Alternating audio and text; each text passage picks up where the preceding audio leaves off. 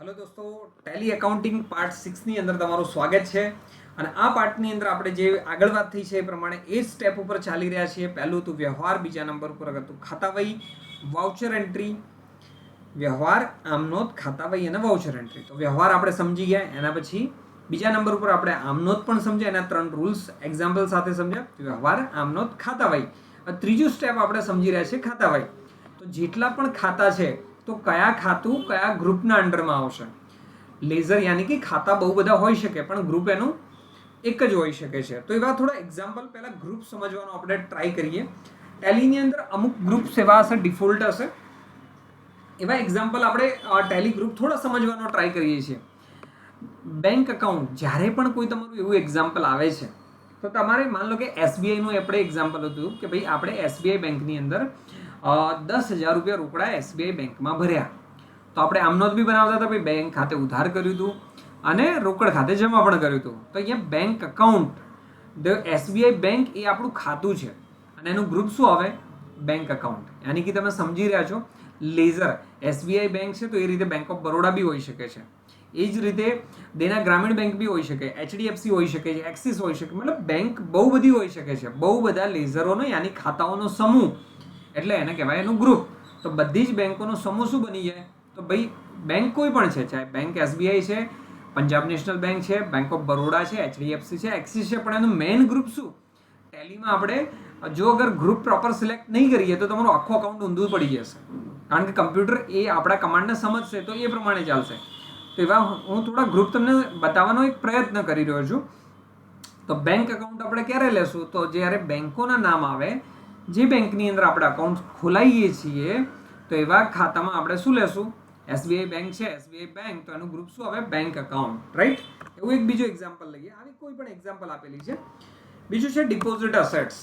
ઘણીવાર આપણી કંપનીની અંદર ડિપોઝિટ મૂકવાની આવે.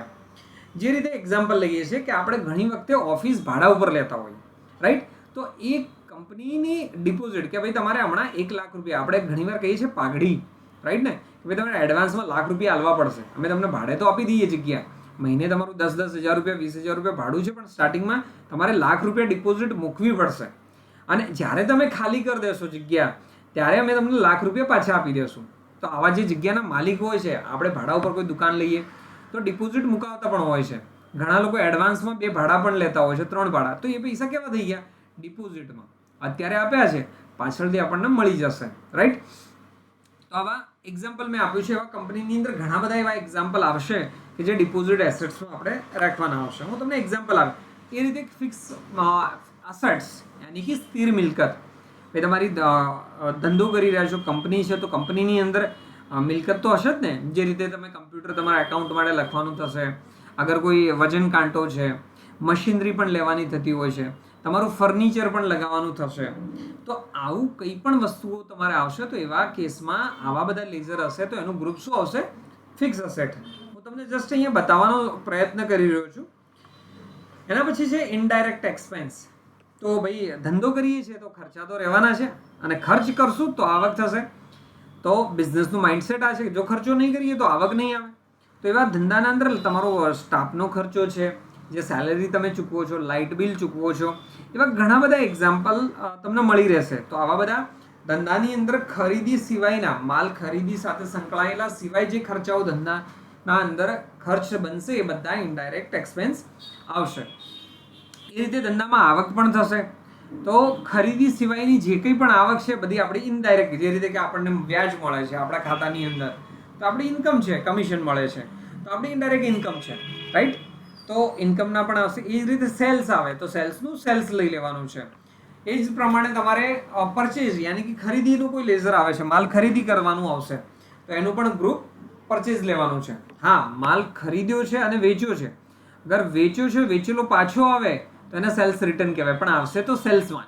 એ જ રીતે પરચેઝ, ખરીદી કરો છો અને ખરીદી કરેલી પરત કરીએ છીએ તો પણ પરચેઝ રિટર્ન થાય છે, તો પણ પરચેઝ જ આવશે. એટલે તમારું લેઝર અને ગ્રુપ. સેન્ટ્રિક ક્રેડિટર યાની કે તમે જેના પાસેથી ઉધારમાં માલ ખરીદ્યો છો, રાઈટ, જે તમારો વેપારી કહીએ છીએ આપણે, એ તમારો લેણદાર થઈ જાય છે, તમારી પાસે પૈસા માગે છે, એટલે એને સેન્ટ્રિક ક્રેડિટરમાં. જે રીતે કે આપણે કોઈ પાર્લે કંપની છે એના પાસેથી માલ ખરીદ્યો તો એ શું થયું આપણા માટે? એ લેણદાર થયા કે નહીં? આપણે ઉધાર ખરીદીએ તો તો એમનું ગ્રુપ શું આવે? ક્રેડિટર આવે. એ જ પ્રમાણે તમે ડેટર્સ યાની કે તમે કોઈને માલ વેચો છો, એને ઉધારમાં માલ આપો છો, તો આપણે એના લેણદાર થયા કે નહીં? આપણે એની પાસેથી પૈસા માંગીએ છીએ કારણ કે માલ આપ્યો છે. તો એવા કેસમાં આપણે શું કરશું? સેન્ડરી ડેટર્સ લેશું. આનું હું પ્રેક્ટિકલ તમને બતાવીશ એટલે આરામથી ખ્યાલ આવશે. તો થિયરી સમજવામાં પણ આપણે થોડો પ્રયત્ન કરીએ તો તમને વાંધો નહીં આવે. હા, એ રીતે ડ્યુટીઝ એન્ડ ટેક્સીસ છે, કારણ કે ગવર્મેન્ટના ઘણા બધા ટેક્સ આવશે. જે રીતે કે જીએસટી છે તો એમાં CGST હોઈ શકે, SGST હોઈ શકે, TDS આવશે. તો આ બધા ગ્રુપ તમારે સામાન નાખી દેવાના ડ્યુટીઝ એન્ડ ટેક્સીસમાં. એ રીતે કેશ છે, ધંધામાં કેશ પણ હશે તો એ કેશ ઇન હેન્ડમાં ગ્રુપમાં જશે. તો આવા અહીંયા થોડા એક્ઝામ્પલ ફરીથી લેવાનો પ્રયત્ન કરું છું તો તમને વધારે ખ્યાલ આવે. જે રીતે કે રાકેશભાઈનું આપણે એકાઉન્ટ લખી રહ્યા છીએ તો રાકેશભાઈ એ શું આવે? કેપિટલ એકાઉન્ટ આવે. ચલો કેશ તો શું આવે? કેશ ઇન હેન્ડ આવે. એ રીતે SBI બેંક સમજી ગયા ને તમે? બેંક એકાઉન્ટ આવશે. પરચેઝ તો શું આવશે? Purchase account. સેલ્સ તો શું આવશે? Sales account.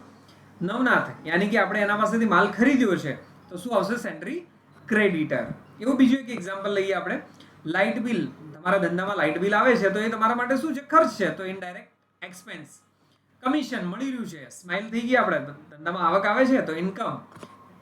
ટી એક્સપેન્સ યાની કે ચા પાણીનો ખર્ચો છે તો શું આવશે? Indirect expense. સેલેરી યાની કે પગારનો બી ખર્ચ છે તો ઇનડાયરેક્ટ એક્સપેન્સ આવશે. મિસલિયન્સ યાની કે પરચુરણ ખર્ચા છે તો બી ઇનડાયરેક્ટ એક્સપેન્સમાં આવશે. એ રીતે તમે ઓફિસ તમારી પોતાની ખરીદી રહ્યા છો, ભાઈ 5 લાખ રૂપિયાની કે 10 લાખ રૂપિયાની દુકાન ખરીદી તો એ તમારી સ્થિર મિલકત છે, રાઈટ. એ રીતે ફર્નિચર ખરીદ્યું, ટેબલ, ખુરશી, રાઈટ ને. ઓફિસમાં ઘણું બધું POP કરાવ્યું, ઘણું બધું કરાવ્યું છે તો એ ફર્નિચર તમે ખરીદ્યો છો તો એ તમારું ફિક્સ એસેટ છે. એમાં થોડા બીજા એક્ઝામ્પલ લઈએ. મશીનરી છે તો એ તમારી ફિક્સ એસેટ. ટ્રાવેલિંગ એક્સપેન્સ એ તમારો ખર્ચમાં આવી જશે. એ રીતે બસનું ભાડું છે, ઇનડાયરેક્ટ એક્સપેન્સમાં. તમને ડિસ્કાઉન્ટ મળે છે તો એ તમને ઇન્કમ થાય છે, ધંધામાં આ પ્રોફિટ સાઈડ લઈ જાય છે. એ રીતે વ્યાજ છે, જો તમને વ્યાજ મળતું હોય તો ઇન્કમમાં લેશું. સ્ટોક તો સ્ટોક ઇન હેન્ડમાં લેશું. એ રીતે રેન્ટ ડિપોઝિટની વાત થઈ હતી આપણે. તો કોઈ આપણે ડિપોઝિટ ચૂકવીએ છીએ એ પાછળથી આપણને પાછા પૈસા મળી જવાના છે તો એ ડિપોઝિટમાં રહેશે. એ રીતે CGST છે, SGST છે તો એ બધા ગ્રુપ શું આવશે? Duties and taxes. કોઈ પણ સરકારી ટેક્સ આવશે તો આપણે ડ્યુટીઝ એન્ડ ટેક્સીસ લેશું. એ રીતે ગુડ છે એ તમારી મિલકત છે. કમ્પ્યુટર તમે ખરીદ્યો છો તો તમારો સમા આવશે ફિક્સ એસેટ્સમાં. તો સરસ મજાનું અહીંયા સુધી તમે સમજ્યા છો, અહીંયા સુધી વિડીયો જોયો છે તમે. તો લેઝર અને ગ્રુપ વિશે અહીંયા સમજાવવાનો મેં પ્રયત્ન કર્યો છે, તમે સમજવાનો પ્રયત્ન કર્યો છે. થોડા એક્ઝામ્પલ તમે પણ લખો, તમારા પ્રેક્ટિકલ કરો, કારણ કે વિડીયો જોવાથી કંઈ નહીં થાય. આનું તમારે પ્રેક્ટિકલી યાની કે તમારે નોટ્સ બનાવવી પડશે. તમારા ફેકલ્ટી સાથે ડિસ્કસ કરો. અને અહીંયા સુધી તમે વિડીયો જોયો છે એટલે તમારો આભાર. અને વિડીયો જોવાથી કંઈ નહીં થાય, વારંવાર હું તમને કહું છું, પ્રેક્ટિકલ કરવાથી જ તમારું નોલેજ વધશે. અને નોકરીને જો તમારે મેળવવી હશે તો પ્રેક્ટિકલ કરવું પડશે, કારણ કે કંપનીની અંદર પ્રેક્ટિકલ આવશે. મળીએ છીએ બીજા વિડીયોમાં. Thank you.